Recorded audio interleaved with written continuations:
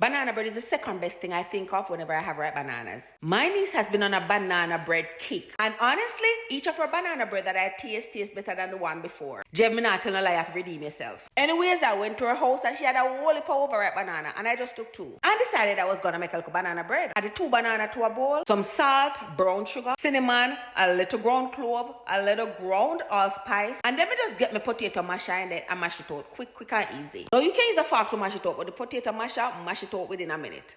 Now once it's all mashed out and look like this, I added 2 eggs. Now usually I like adding a tip of lime juice and some lime zest. That just cut the rawness from the eggs, and I didn't have any, so I use a little Rhea Neville and just drop it in there. That's perfect to cut the rawness as well. Me never add none off camera. That little bit that me add because of that little bit that me have. I added some vanilla paste, some vanilla, a little almond essence, some melted butter, and me mix that in thoroughly with my spatula. Well, I started with the spatula and then me use a whisk because the whisk out the egg faster. The thing about mixing banana bread, it's really quick and easy. It don't take a long time. I added 1 cup of flour, 2 half cups, but they were actually heaping half cups. This is actually the perfect personal recipe to give you a perfect banana bread, especially if you're a beginner. Come tell you no, you all can cook. Anything we make, you can make them too. I added a little baking soda and a little baking powder. I noticed I'm missing the clip for the baking powder, but I did add baking powder. Use the spatula and rub in that till all the flour rub out. You know, see no white. Now when she make fia, she love adding nuts to it, like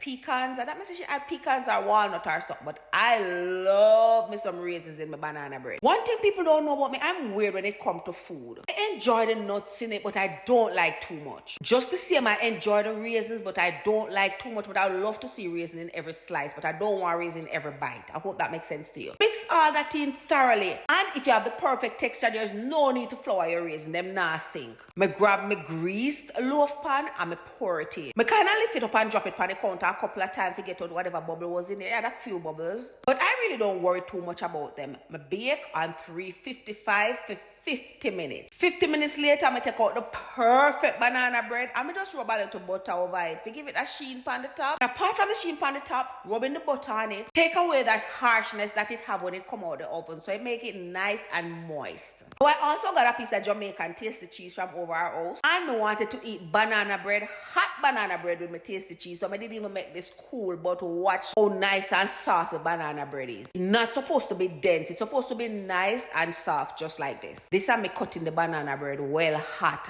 It just come out of the oven. I just put on the butter on the top and go straight into cutting it. And it's baked perfectly, so it shouldn't mash up. It come out of the pan perfect. But put on the banana bread and make it cool if at that you want to do, because when it cool, you get all the maximum flavors. Put my tasty cheese in between 2 slices and oh my God, every bite was perfect. The banana bread smells so good that I want to banana bread smells so good to bake. It looks wonderful and it tasted even better. There was definitely a fight between me, myself, and I what I was gonna do with these bananas because I preferred fritters. However, I decided to make